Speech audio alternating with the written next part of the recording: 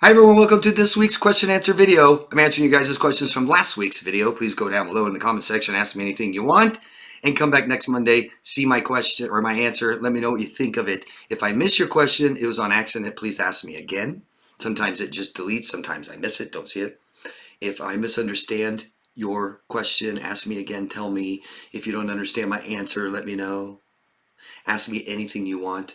All I ask is please tell us your location. Just tell us where you are. Drop in, say hi from planet Earth, even if you want to be that general. Please, if you haven't already, please consider supporting and signing a petition I created to help young people from taking their lives. It's to help everybody who's being harassed or smeared or attacked online. Stop narcissistic online bullying petition. The link is right down below. It's at change.org/stopbullies. Just follow the petition, everyone in the world, and just sign it. That's it. You don't have to do anything else. If you want to do something else, you can share it with someone. Thank you very much. Let's get into the questions with lots of good ones.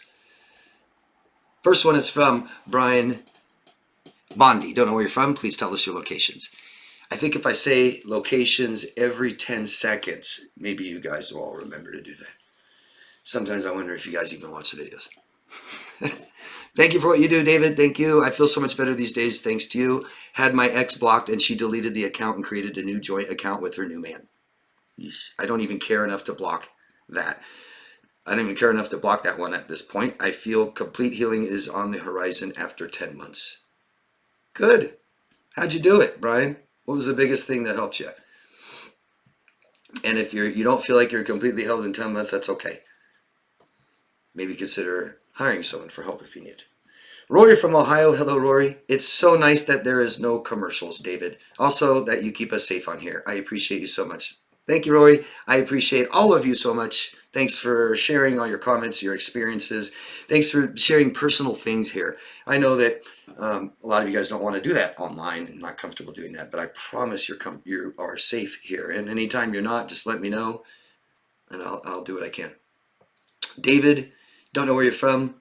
Let us know your locations, everyone. Tell us where you're at. Where are you? Closure dream is exactly what I'm going through. No one has ever explained that to me. Thank you so much, David. You are a godsend. It helps to know stuff like that, huh? Yeah, last week someone brought up a dream they had, healing family from California. And it sounded like what I call a closure dream, and I let her know it's probably a closure dream. And when we have these closure dreams, it means no more dreams, no more nightmares about our exes. Isn't that nice? If you guys have one, you'll know. You'll know what it is. Man, if I could just get one person to tell your location, it'd be amazing. Let's see if one person will tell us today. And let's see if people will like the video. If you guys like what I'm doing, I do this for free. Don't even have commercials. I won't accept sponsors. I've been plagued with people trying to sponsor me. I won't. All for your guys' convenience, entertainment, things like this. If you could just push the like button, I don't even get 10% of you guys that subscribe or like. And it's the same hundreds to thousands of you watching the videos every time, but almost nobody will even like it. I get more thank yous than likes. Make that make sense. I especially love the part where you said somebody that loves you shouldn't really care as much about what you do rather than care about how you feel and what you think. Yeah, isn't that more important? If we're living our life thinking that what we do is more important than how we feel, that's probably from our parents, and it's neglect. It's neglect. Emotional needs are the most important to us, especially as children, and we need those met unconditionally, not because of what we did or didn't do. That's neglect. I point things out like this because it's the hardest, it seems the hardest over the 9 years I've been doing this. It's the hardest thing for you guys, my viewers and clients, to identify. My own child neglect or abuse. Neglect is abuse. You want to have children, you have to take care of them. You're abusing your right as a parent if you do not give your children what they need. Thank you. Let us know where you're located. We got a location. John from Brazil. Hi, John. My question is, my ex, who has BPD, was 33 at the time and a single mom. She decided to get pregnant by her toxic ex simply because she wanted to take a child, regardless of whether the father would be present. Or wanted to have a child. Sorry, my cursor is not right. Then she met me online, love bombed me, convinced me to move in with her, and pressured me into proposing marriage. She told me she would only marry once and that after relationships with various other men, I was the one. Needless to say, she sabotaged the relationship before we could get married, tried to isolate me from my entire family, and threatened to kill herself. One night she handed me her deceased father's army blade and told me I was in charge of her life. The army blade, the possessor of the blade, is the possessor of her life. Eventually she discarded me. It was hell. The curious part is that not even 4 months after I left, she married a psychologist specialized in schema therapy to treat emotionally unstable people. Don't go see him. It definitely doesn't work. Well, that's awful. John, I'm really sorry. Oh, maybe there's more to it. Oh, there is. Next page. This still confuses me. How can someone fall so deeply in love with me, try to marry me, sabotage it, traumatize herself, and then end up married to another guy she had just met? I think he was her new therapist after our breakup. If you could interpret this case based on the information I've provided so I can make more sense of it, I appreciate it. John, what's clearly obvious, right? I mean, this person has severe mental illness. I don't know what that is. I mean, I could guess. I don't do that. Then everybody jumps on me and says, you can't diagnose, when I can certainly give my opinion. I'm not a therapist. Just like you can say, I think someone might have this, I can too. But I don't. What's clearly obvious is how unstable this person is. Instability. Very important. It's a diagnostic trait of borderline personality disorder. And a lot of people don't understand what unstable people means. And there's all kinds of different areas in our life that could be unstable. I could be financially unstable, but my relationships could be okay. Look at the three areas of life, three biggest areas of life. And this is where people that are unstable really shows. And maybe I can't keep a job, don't work towards a career. I tend to get fired or I quit on my own. Maybe I have problems with people at work often. My boss, conflict. Maybe I don't live in one place for very long. Maybe I don't fulfill leases. I lose my house. I lose my home. I stay with other people on their couch. Maybe I just move often. Unstable. And then relationships, the biggest one. I stop and start relationships suddenly, like you just said, like your relationship, John. Stop. I mean, she was going to get married. I don't even remember now about the guy before you. And then it went right to you. And then it went right to someone else. And she's in this sudden, right? We start and it's like, oh, because John, don't think that she's so different with other people. Mental illness kind of confines you to specific repeated patterns of behaviors. And it's about capabilities and limitations. So a person like this can't have functional relationships and just decided not to with you. They can't have functional relationships, and they start just like yours started, and they end often like yours ended.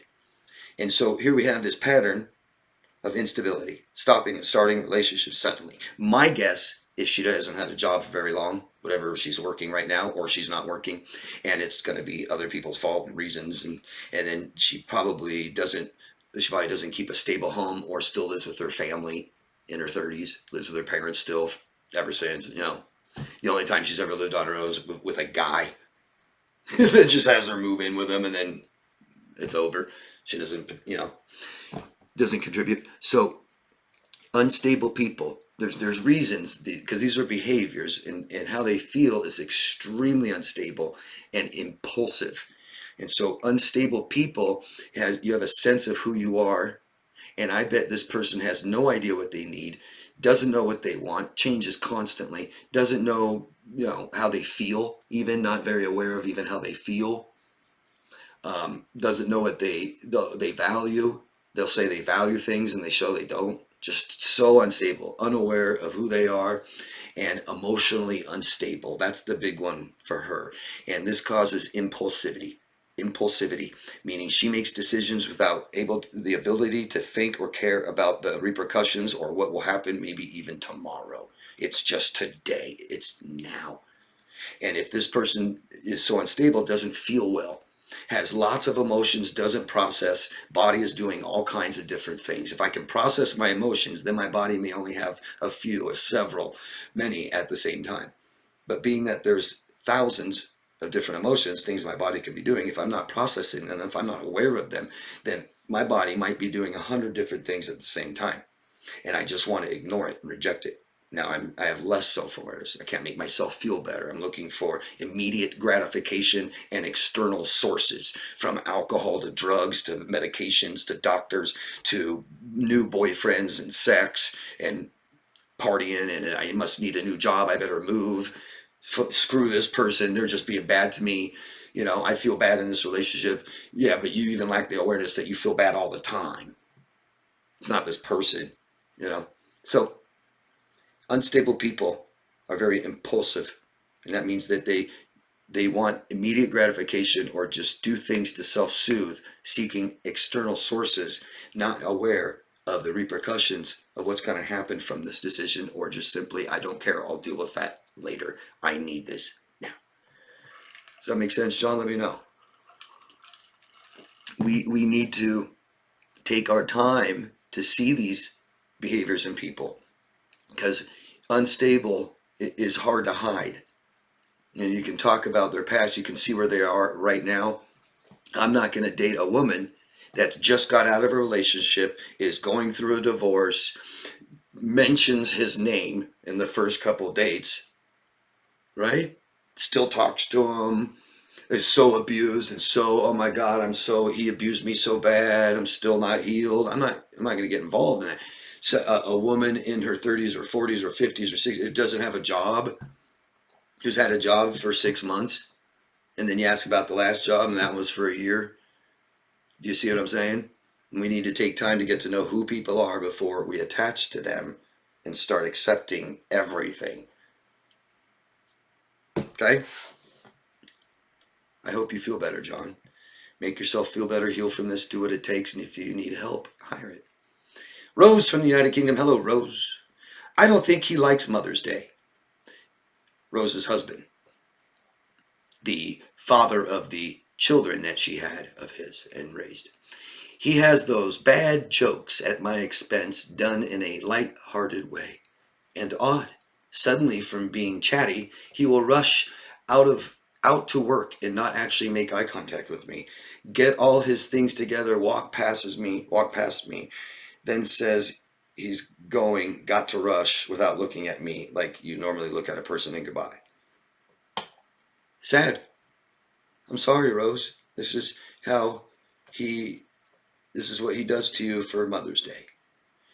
Does he give you a gift? Does he take you out? Does he tell you thank you? Does he say I love you? Does he get the kids to do anything for you? Do they do things together for you? Or is just, that's it? Some bad jokes, won't look at you, leaves. We tend to minimize things in relationships like this, Rose, if we're not going to leave. We tend to lie to ourselves, blame ourselves, make it not a big deal. Kind of like you laughing. Your laughing emoji. It's not funny, and I know it doesn't make you laugh. It makes you feel bad. And we have to not allow this, Rose, to not let ourselves feel bad. Not on Mother's Day, not on any day. So what can we do? Because he can't do anything. You've been with him long enough. You've seen his limitations, his capabilities. Just accept he is the way he is, but please don't accept how you feel, Rose. I wrote, if you birthed and raised his children, Rose, he should be kissing your feet every day and not just on Mother's Day. He's also teaching your children how to treat women. I'm sorry, Rose. Happy Mother's Day. Raul Rodriguez, healing family from California here. Hello. Been taking you along with my kiddos and my healing journey. You have played a huge role on this. Thank you. Thank you for telling me. Also been in therapy for over a year, been journaling for over a year, had 5 sessions of EMDR. I've had great family and friends support. I haven't really had nightmares anymore that mess up my days after your Closure dream. My healing has been slow but positive. Good. I still remember my ex-fiance every day, but I rarely cry over him anymore, which is great. I rarely cry when I talk about him to my support system. Well, more than you cry, I hope you don't feel like crying anymore. Or if you do, I hope you cry. I remember him on a daily basis, but I don't feel jealous knowing he has his new girlfriend he's been hiding, his new victim in their toxic relationship, you mean. Am I almost done healing? How do we know when we have gotten to the finish line? Will there be a day that I no longer remember him? Or is it normal for me to still remember ex-fiance, but the hurting is almost gone? Thank you. Good question. I get it a lot. And that's not up to me to decide. That's up to each and every one of you. Don't let anyone else decide that. Don't see a professional and have a professional tell you you're healed or tell you you're not healed. All they can do is listen. You tell them.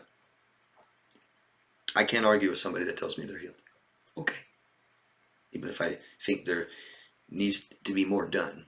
But doing this for so long, I've realized there's always more that needs to be done.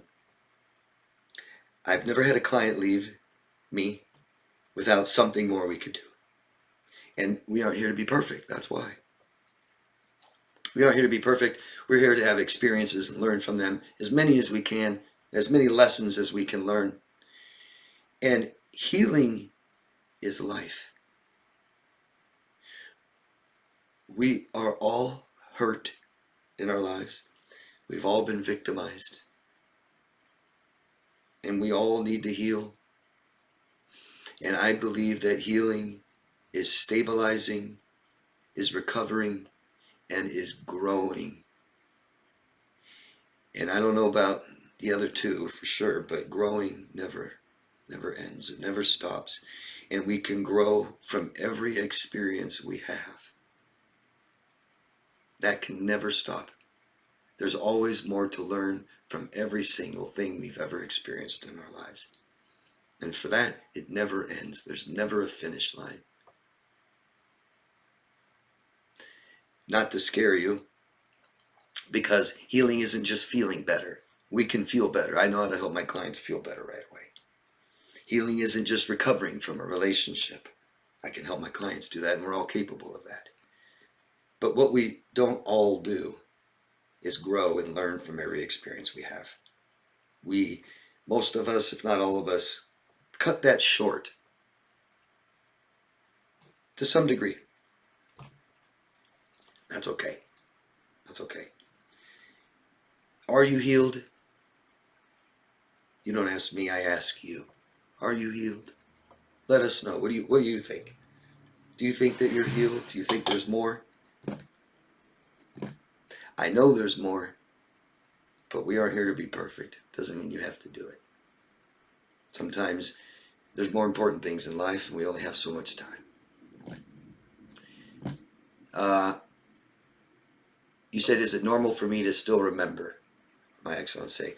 I think it would be odd for you to completely forget the person you had one of the most incredible experiences with in your life. Wouldn't that be weird that you don't remember him anymore? Memories are emotionally significant, emotionally charged experiences. If they're not emotionally significant, we don't remember them. We can't recall them. I always use the same example, but I can recall a day when I was 5. I remember my 5th birthday very well. I remember what I was wearing. I remember my friends that were there. I remember their names. I remember the magician. I remember his bad jokes. But I don't remember what I ate for lunch last Tuesday. I don't know. Not significant. I remember some pizza I ate a year or 2 ago. Best pizza I ever had in my life. You don't need to have these emotions tied to this experience any longer. You won't. But you're going to remember him. And your perspective will change constantly. And I mean that. You'll believe you're healed, and maybe you are. But a year later, you'll look at it much differently. Then you'll say, gosh, maybe I wasn't healed. Maybe I'm healed now. And a year later, you're going to look at it differently. And this will continue throughout your life.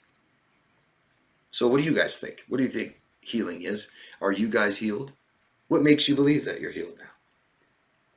I get that question a lot. And there's a lot of things I can say that show that we're healed. But is it really over? Does it ever really end? What do you guys think? Thank you. Serengetian.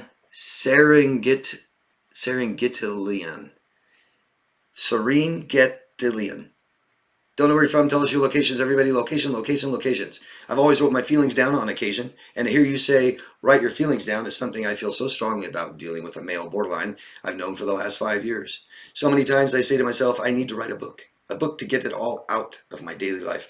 I know nobody would want to read it. That's not true. It's just that I have so much to say about everything he said to me, about me, and did to me. It would take a book to contain it all. The thing is, I wouldn't know where to start.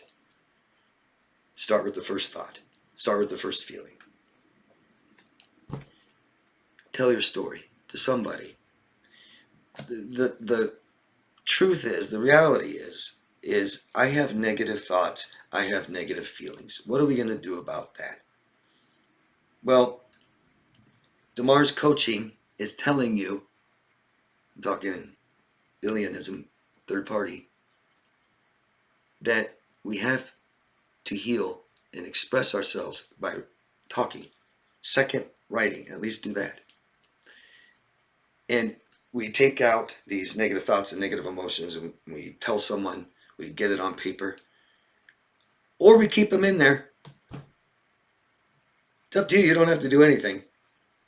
But why keep them in there? Because I don't want to face it. Well, you're bringing it along with you. You're taking it along with you throughout your life and your new relationships, by the way. Do you even want to say that person's name to someone you meet in the future? You even want to say it? Michael from the Czech Republic. Hello, Michael. Thanks for your location.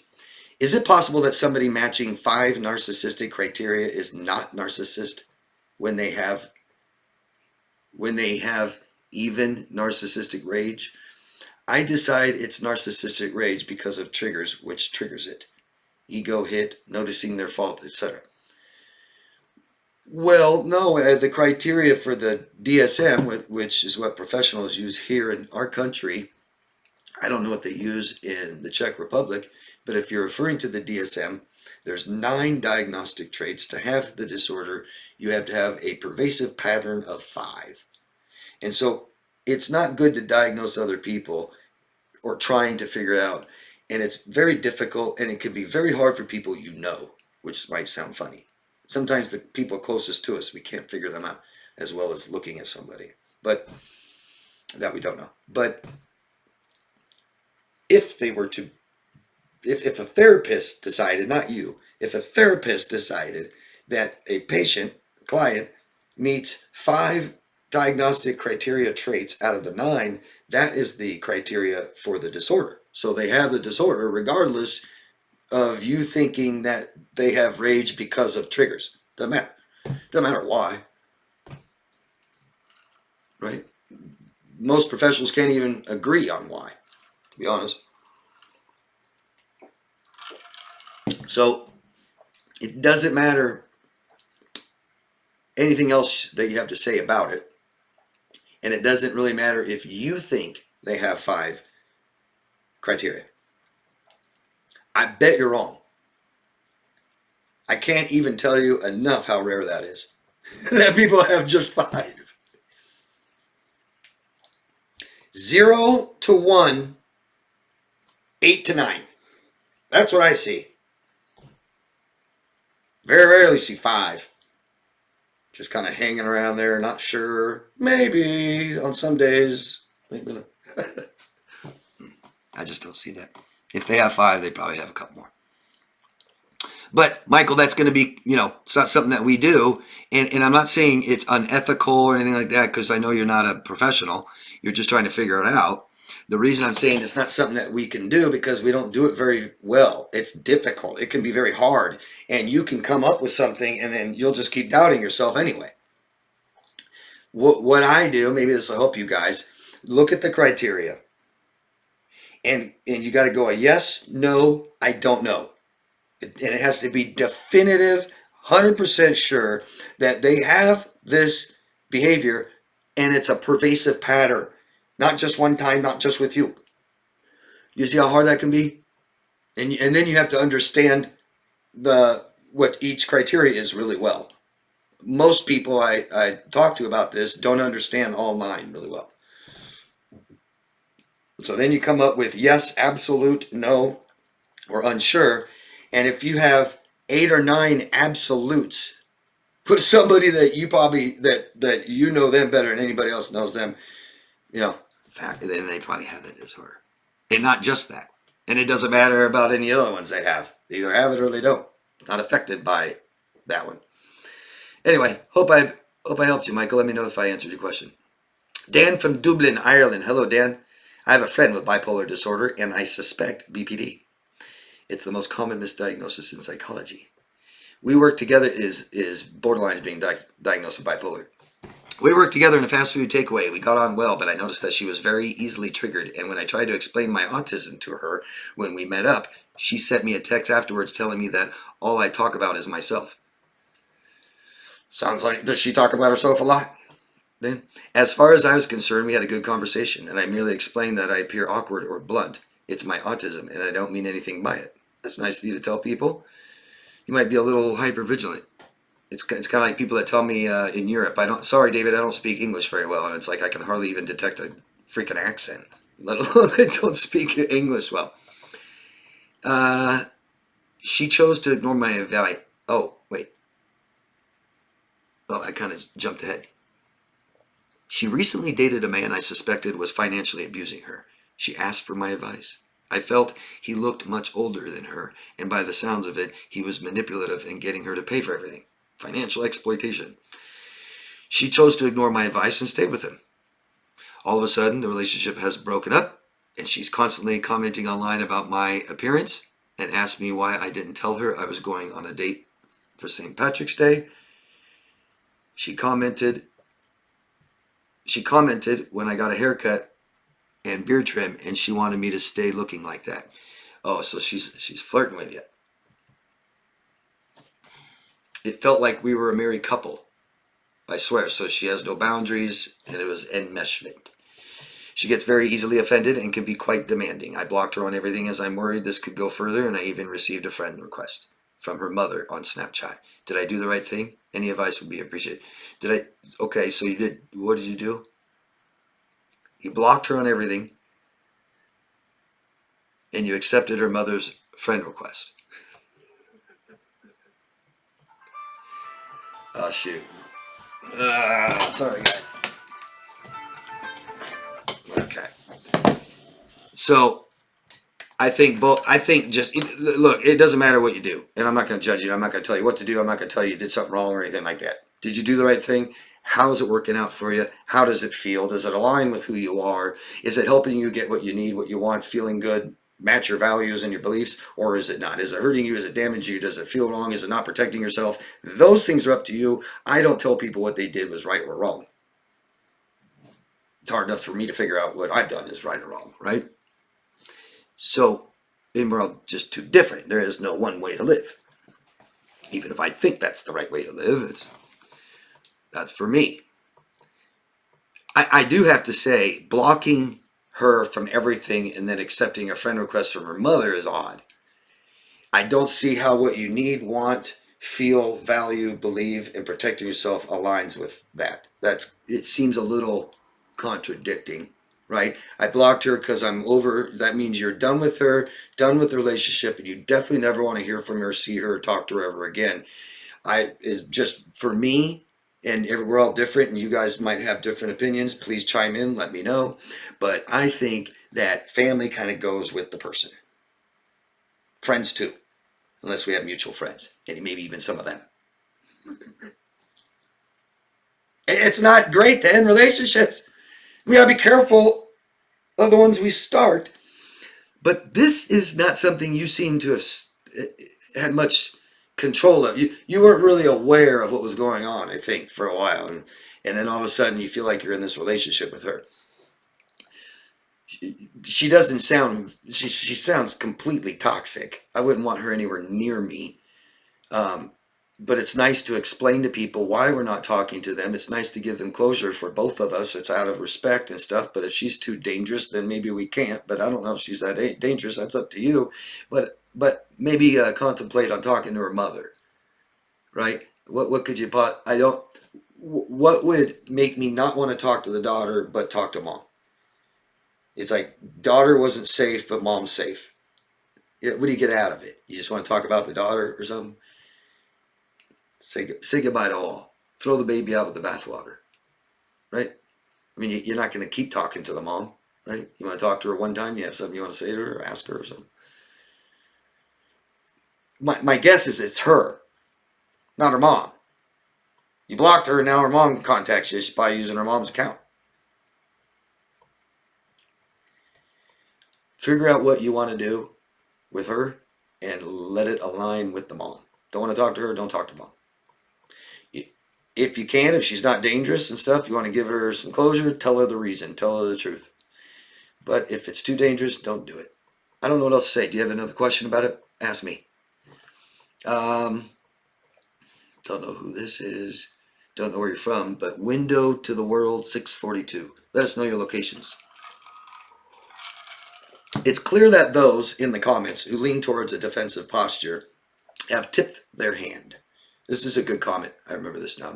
I wrote this because they actually have some good advice for toxic people that watch my videos. Because toxic people do. And I don't mean to call them toxic. I'm not calling just people with borderline or narcissists as toxic. I'm saying literally toxic people in my comments that want to just attack me, want to beat me and stuff, think they can control me or that I care what you say. But it's more to the message that this person's giving toxic people watching this. In your 60s, you will have seen enough to be aware of these traits too. I'm going to get some heat for this. What? That's all you can muster? Ford, DeMars gets it. He is being gentle on you, poor souls. You know who you are. You are aware of your actions. You know when, what, and why you create chaos, lying, cheating, cajoling, manipulating, and then playing the victim. You will burn out later in your years. It's true. The storm will calm. You will become quiet, borderline. If you want to be able to feel, get help while young. It can't be more truthful. It's because you guys going through life in your 20s and in your 30s right now, and you wonder if you're borderline, or you know that you're borderline, and you ruin your relationships and you're unstable and you can't maintain anything stable. If you don't get help now, it will be too late. So who cares how scary it is, being vulnerable, telling the truth, making changes in my life? If you aren't ready to do that, screw it. And if you don't do it early in life, it will be too late. I promise. I've seen it, and it's sad. I've seen people already willing to change everything now, David, in their 40s, and they can't. Too late.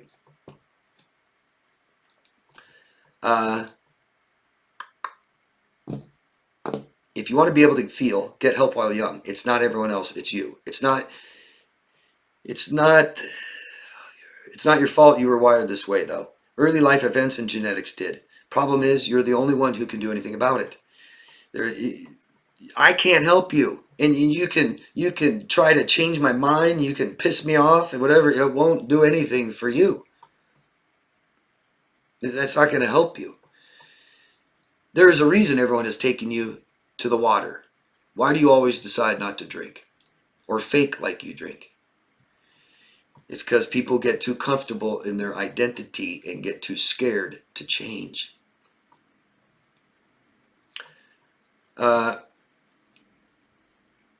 The earlier you decide to quench the thirst that ails you, the better your existence will be. Good luck, DeMars. Thank you. It's true, you guys. Take it to heart. And that is it. I appreciate thumbs up. Subscribe to the channel. Ask me questions. Let me know what you think of my answers. Sorry if I miss them. Ask me again. Hope everybody had a good weekend. Have a beautiful week. Love yourself first. Bye-bye.